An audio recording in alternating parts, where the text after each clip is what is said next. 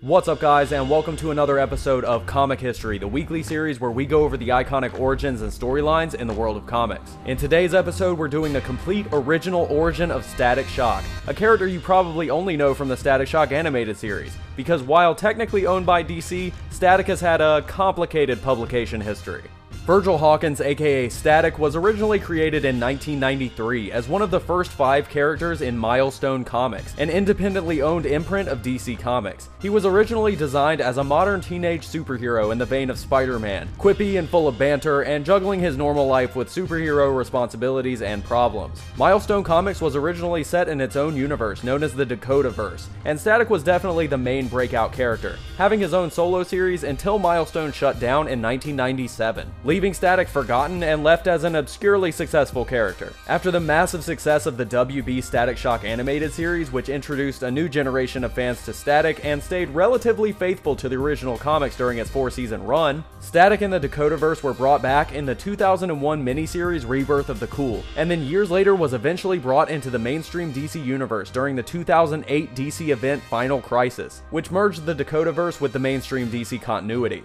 After this, Static would appear as a minor member of the Teen Titans in the 2003 to 2011 Jeff Johns run, and then got his own self-titled book in the New 52, which was promptly cancelled after 8 issues. So in this video, we're going to be covering Static's original origin in his Milestone Comics series. This is the book that the animated series was based on, and this is the only true origin the character has. Static's origin is shown in issue number 2 of the Static series, and since it ties directly into events in the first issue, I'm going to go over that as well. Static issue number 1 starts out at Akkad's Arcade, popular local arcade, where Frida Gorin, friend and relationship goals to Virgil Hawkins, walks into several gang members waiting for her, sent there by the gang's leader Hotstreak, who sent them to grab Frida and bring her to him. As soon as they put their hands on her, local superhero Static shows up on the scene, riding his trademark flying disc, which at this point is just an upside-down trash can lid. Static proceeds to easily beat down the gang members using his powers, showing off a variety of electrical abilities, including a force field, an electric taser punch, the ability to magnetically shove 2 gang members together and throw them around, and of course being able to pick up and manipulate metal objects with electricity. After all of the gang members are roundly defeated, Static floats over a clapping crowd, descending in front of Frida while repeating in his head to pretend not to know her. As Static, Virgil takes the opportunity to flirt with Frida, and when she says she doesn't date boys in masks, he flies back to the abandoned gas station he uses as a superhero lair of sorts, and runs back home counting down in his head to how soon Frida was going to call him to talk about her encounter with Static. His mom gets on him about slamming the door when he comes in, and after arguing with his sister Sharon, rushes upstairs for Frida's call, continuing the countdown in his head and managing to time it to the exact second. Virgil wisecracks through the conversation, making Frida laugh and then acting crazy excited when she tells him about Static saving her, talking late into the night and then waking up to his mom yelling at him to get ready for school. At school, Virgil meets up with his friends, including Frida, Larry Wade, and Rick Stone, who you may remember in the animated series as Richie, aka Gear. Another student in the hall walks up and makes gay jokes at Rick, who had done a dance performance at school the day before. Larry tells him that the guy didn't mean he was actually gay, which Rick blows off angrily, seeing as he actually is. Frida walks into class, and Virgil pulls Larry Wade aside, telling him he needs advice from someone who had been on a date before,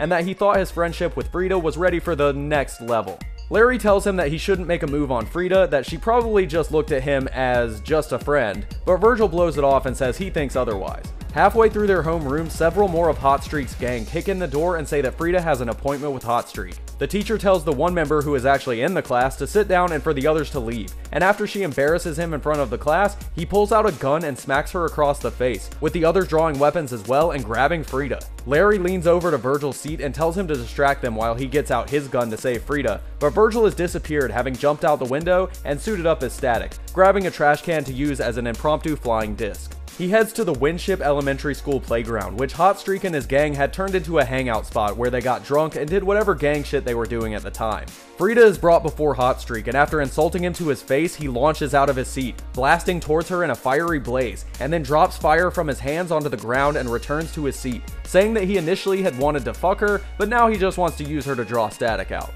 She flips him off and he blasts up again, reaching his hands into the pavement and pulling up a molten ball of asphalt to throw as a fireball. And at that moment, Static shows up, scaring away the other gang members. Static looks for Hotstreak, who had used his super speed to ambush him from a tree, throwing molten hot coins at him, which Static barely manages to stop in time. By the time he blocks them, Hotstreak is already blasted forward and punches Static's force field, with Static pushing him down onto a swing set below. Hotstreak throws more projectiles, which Static manages to avoid, and then Static wraps him up with the chains from the swing. When Static sees his face, however, he completely loses his nerve, and Hotstreak burns through the chains and throws a barrage of super speed punches, knocking Static into the dirt. Hotstreak makes fun of Static, who is trembling on the ground, saying that Static's not about shit, and that if he ever sees Static or Frida in his city again, they're dead. Frida holds Static and says she doesn't understand. Static had the upper hand until he saw Hotstreak's face, and taking off his mask, Virgil says that it's not okay, and that he can't beat him, revealing his identity to Frida. In issue number 2, Virgil flies him and Frida back to her house, and she asks him again why he folded up like that against Hotstreak.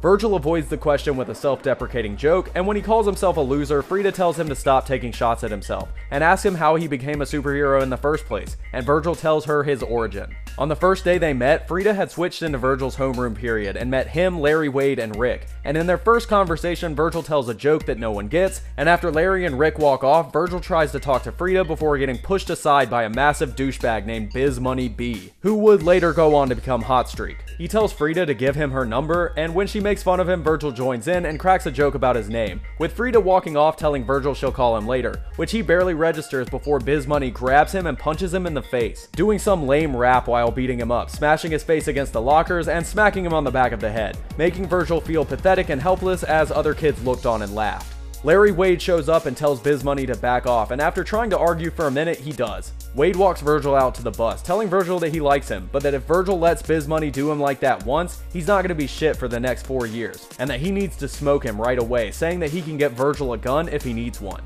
When Virgil gets home, he gets made fun of by his sister Sharon and her friends, and then has a conversation where his mom tells him not to let people push him around like his father does. The phone rings and Virgil picks up to Frida, who tells him she heard what happened and started going on about how guys like Virgil were picked out by bullies because they clearly aren't macho, not meaning to offend him but deeply hurting his pride. Virgil takes Larry Wade up on his offer for a gun, and Wade tells him that at the gangbang at Paris Island that night, Virgil should look for Biz Money, wait until the first shot goes off, and then shoot him right away without anyone knowing he did it. Virgil crouches near Biz Money, thinking about how easy it would be to shoot him, thinking that he's not some bully's target, he's not someone to just be pushed around, but then that he's also not the kind of person to shoot someone in the back, dumping the gun off the docks. Virgil suddenly hears freeze as a SWAT team of officers sent to break up the gang war deploy canisters of tear gas to subdue the mob, not knowing that the canisters had been spiked with an experimental mutagen, causing the gas to envelop the gang members and officers in a giant cloud later known as the Big Bang, causing all of those in contact to mutate and change, with many flying away, sprouting new appendages or changing form entirely, and some even melding with objects around them, including one guy who fuses with the brick wall he was standing in front of. Virgil is enveloped in the gas as well, and after hazily getting to his feet, he notices Biz Money passed out in the piles of unconscious gangbangers. He then sees mysterious robotic-suited figures sorting through the gas, speaking in code and apparently being the ones behind the Big Bang in the first place. They try to capture Static, and without meaning to, his powers manifest and he blasts them with electricity, instinctively blocking their attacks with a force field and then pelting them with nearby metal objects before flying away on a trash can lid. Virgil then set his mind to training his new powers, working out both physically and electrically, honing his skills and learning how to do new things with his electricity, though he had a few bumps along the way. He then became Static and had been successful at breaking up drug houses, taking out gangbangers, etc. until his fight with Hotstreak, telling Frida that he had to go kick Hotstreak's ass to make up for last time. Over at Hotstreak's playground hangout, he's standing on a platform in front of his gang, ranting on about how he beat Static, who flies in behind him and magnetizes Hotstreak's hand to one of the playground fixtures. Static tells Hotstreak that he's been thinking about his powers, and that the way he figures it, Hotstreak builds up heat by moving so fast and then burns it off by throwing fire. While he talks, he pins each of Hotstreak's limbs to the fixture, stopping him from moving and building up any heat. With Hotstreak's powers rendered useless, Static chains him up and flies him up into the air, and using his powers to tap into a boombox to broadcast Hotstreak apologizing and saying he won't bother anyone Static's friends with again.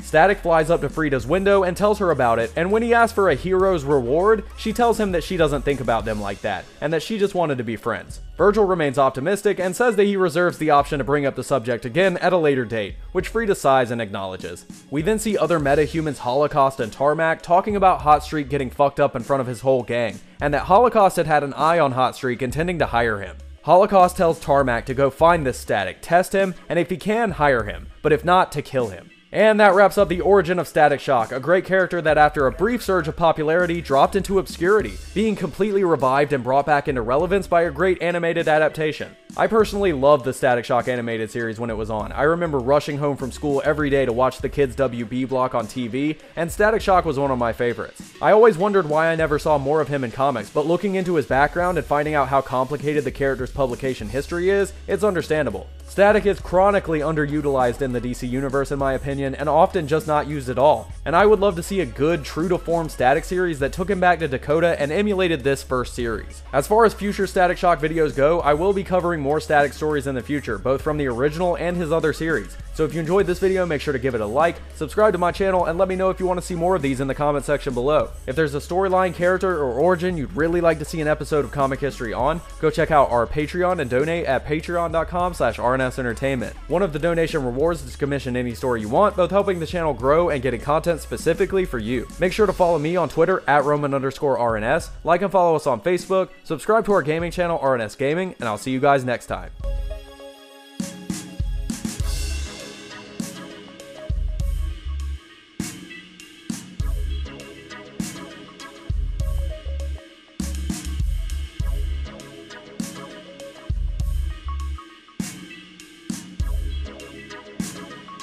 People turn up the bass.